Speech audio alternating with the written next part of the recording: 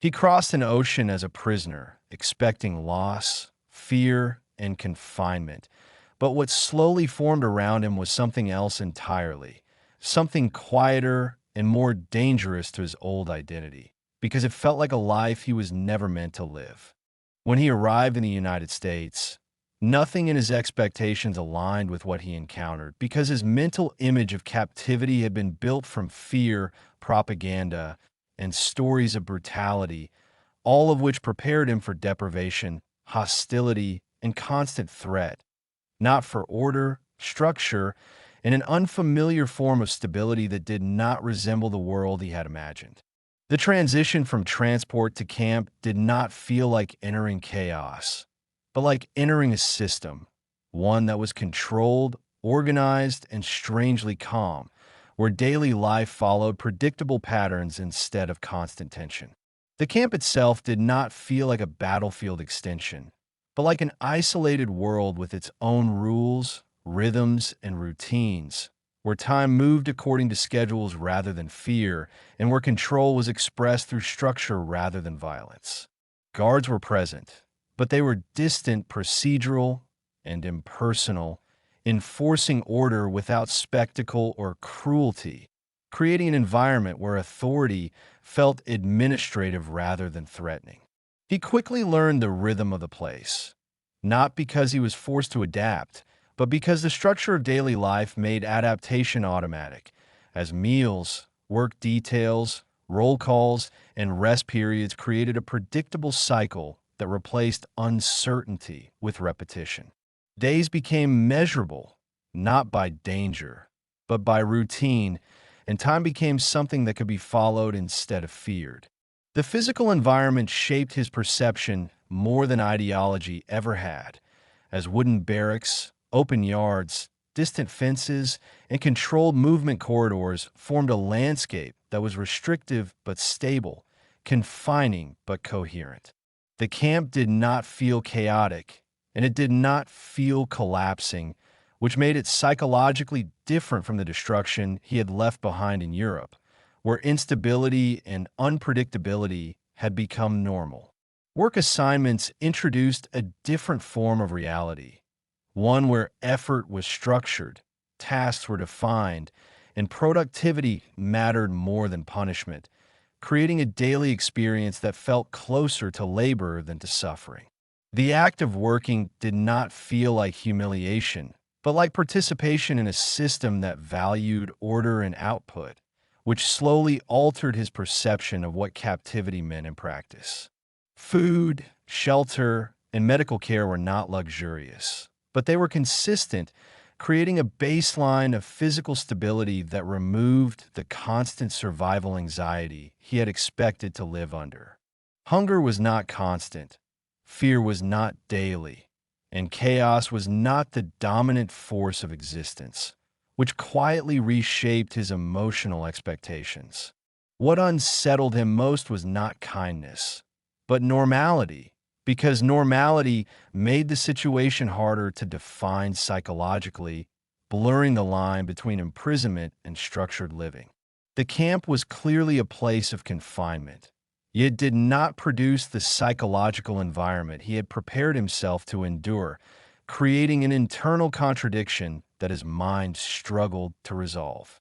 He remained aware that he was a prisoner, that he was confined, that he was controlled, but the emotional experience of daily life did not match the symbolic meaning of captivity, and this dissonance slowly weakened the emotional clarity of his identity as an enemy, a captive, and an outsider.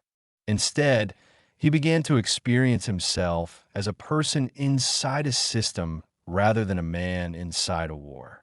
This quiet transformation did not occur through acceptance or agreement, but through exposure, as repeated experiences of stability, structure, and routine reshaped his internal expectations, gradually replacing fear-based anticipation with behavioral adaptation. The environment did not demand trust, but produced familiarity, and familiarity began to soften resistance without requiring belief. By the end of his first months, His inner world had shifted subtly but permanently, as captivity no longer felt like a temporary descent into suffering, but like entry into a strange parallel life that followed rules he could understand, rhythms he could predict, and structures he could navigate, creating the first foundation of a reality he never expected to inhabit. Many people who enjoy these stories watch on television. Subscribing helps make sure the next story appears automatically. As weeks turned into months, the unfamiliar began to feel navigable, and the system that once felt foreign slowly became readable, predictable, and internally coherent, creating a psychological environment where uncertainty lost its dominance and adaptation became a natural response rather than a forced one. He no longer experienced each day as a confrontation with captivity, but as participation in a structured sequence of events that followed an intelligible logic, where order replaced chaos and routine replaced fear. The camp's rhythms shaped his perception more deeply than ideology ever could, as repetition created a form of stability that did not feel kind, but felt reliable, and reliability became more psychologically powerful than comfort. Wake-up calls, work assignments, meals, and rest periods formed a daily architecture that gave time a structure, allowing his mind to organize itself around patterns instead of anticipation. The future no longer felt like an unknown threat, and the present no longer felt like a temporary crisis. Work became one of the strongest stabilizing forces in his inner life, not because it was easy, but because it was defined, purposeful, and repetitive, giving his days direction without demanding emotional investment. Tasks were not symbols of punishment, but units of structure that made time measurable and existence predictable. The act of working did not restore dignity in a symbolic sense, but it created psychological grounding through routine and repetition. His body adapted before his identity did, learning the physical rhythms of labor, rest, and movement, while his mind slowly followed, reorganizing itself around the logic of the environment rather than the meaning of captivity. Survival no longer required constant vigilance, and daily life no longer required constant psychological tension, creating an internal space where fear gradually lost its central role. Interactions with others reinforced this transformation, as relationships formed not through ideology or loyalty, but through shared routine, shared spaces, and shared repetition. Conversations became about tasks, schedules, food, and work rather than war, ideology, or the future, anchoring social life in the present rather than in distant outcomes. Identity became relational rather than ideological, based on proximity and familiarity instead of belief. The outside world slowly became abstract, not because it disappeared, but because it stopped shaping his daily decisions, as immediate reality demanded attention and long-term imagination became psychologically unnecessary. Home existed as a memory, but not as a guide, and the future existed as an idea, but not as a direction, because the present environment provided enough structure to sustain a complete inner life. He did not stop seeing himself as a prisoner, but the meaning of imprisonment changed, shifting from a state of suffering to a state of containment, from an identity of loss to a condition of structure. Captivity became less about what was taken away and more about what was imposed, and what was imposed, though restrictive, was also organized, predictable, and stable. This new psychological alignment did not feel like acceptance, and it did not feel like submission because it was not a conscious choice, but a gradual recalibration of perception, where the mind adapts not to what it desires, but to what it repeatedly experiences. The environment did not need to persuade him. It only needed to remain consistent. By this stage, his inner world no longer revolved around escape, resistance, or return, but around navigation, continuity, and balance. As his identity quietly reorganized itself around the life he was actually living rather than the life he once imagined he would return to, creating a foundation for a future he had never expected to inhabit. As this adapted rhythm continued to shape his daily existence, a deeper transformation began to take place, not in his routines or his external behavior, but in the way he understood himself within the world he now inhabited, as if his identity was slowly being rewritten by the logic of the environment rather than by memory, ideology, or intention. The longer he lived inside the system, the less he experienced himself as someone temporarily displaced from another life, and the more he experienced himself as someone fully embedded in the present one. The past did not disappear from his mind, but it lost its emotional authority, existing more as background knowledge than as a living source of meaning. Memories of Europe, of war, and of civilian life remained, but they no longer organized his thinking or shaped his sense of direction, because they did not align with the reality that structured his daily experience. The person he had been before captivity began to feel psychologically distant, not because he rejected that identity, but because it no longer matched the conditions of his present life. The camp environment continued to reinforce this shift through its consistency, as the same spaces, the same paths, the same routines, and the same structures created a stable internal world where continuity replaced uncertainty. The mind, seeking coherence, aligned itself with what was present and predictable rather than with what was distant and undefined, allowing the present to become psychologically complete in itself. His relationships with others also changed in character, becoming less defined by shared origin or shared past, and more defined by shared environment and shared routine. Connection formed through proximity, repetition, and familiarity rather than through ideology or memory, creating a social world that existed entirely within the boundaries of the camp and did not depend on the outside world for meaning or validation. The idea of return slowly lost its psychological clarity, not because it was impossible, but because it no longer felt relevant to the structure of his inner life. The future remained an abstract concept without emotional shape, while the present remained tangible, organized, and intelligible, creating a mental hierarchy in which immediate reality carried more weight than imagined possibility. This internal reorganization did not feel like loss or defeat, because it was not experienced as giving something up, but as settling into coherence, where daily life made sense without requiring reference to another world. Stability became more meaningful than change, and familiarity became more powerful than aspiration.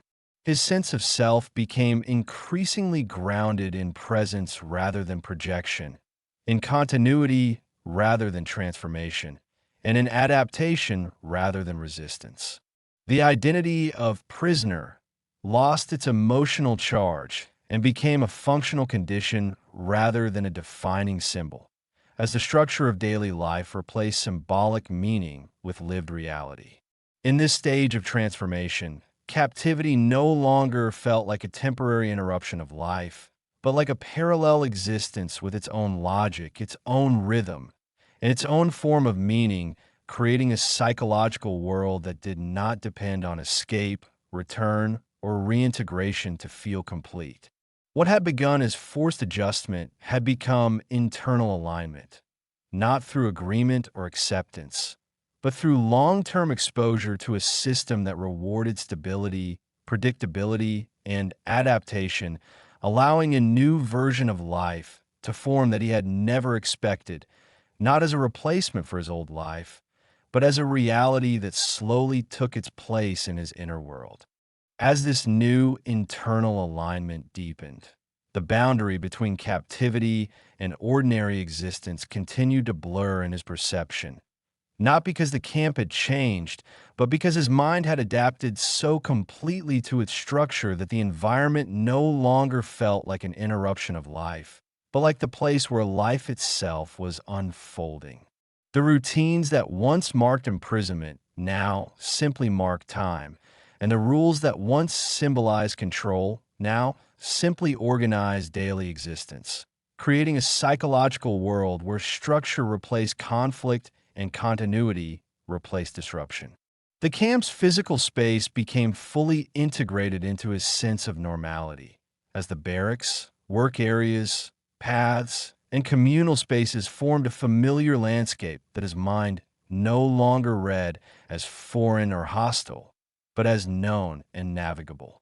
Movement through the camp felt natural rather than restricted, and presence within its boundaries felt habitual rather than imposed, creating a lived reality that did not require constant psychological resistance to exist within.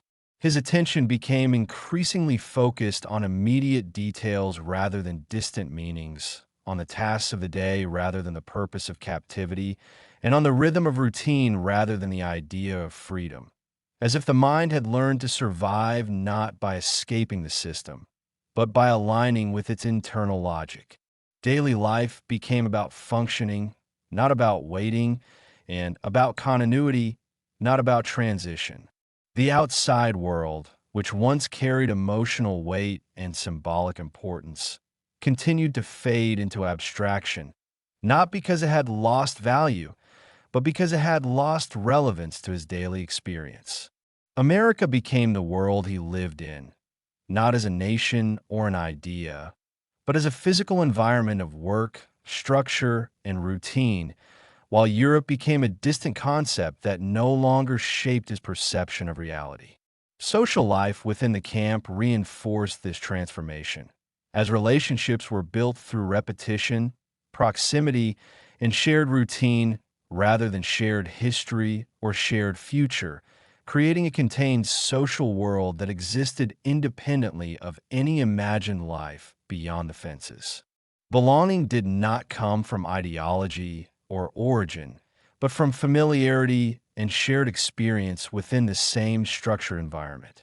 The idea of return did not disappear, but it lost its emotional urgency, no longer functioning as a central narrative that organized his identity or his sense of direction. The future became something vague and undefined, while the present remained concrete and intelligible, creating a psychological hierarchy in which what was lived carried more weight than what was imagined. This internal state did not feel like captivity and did not feel like freedom because it existed outside of those categories, forming a condition where life was simply happening within a defined structure without constant reference to what lay beyond it.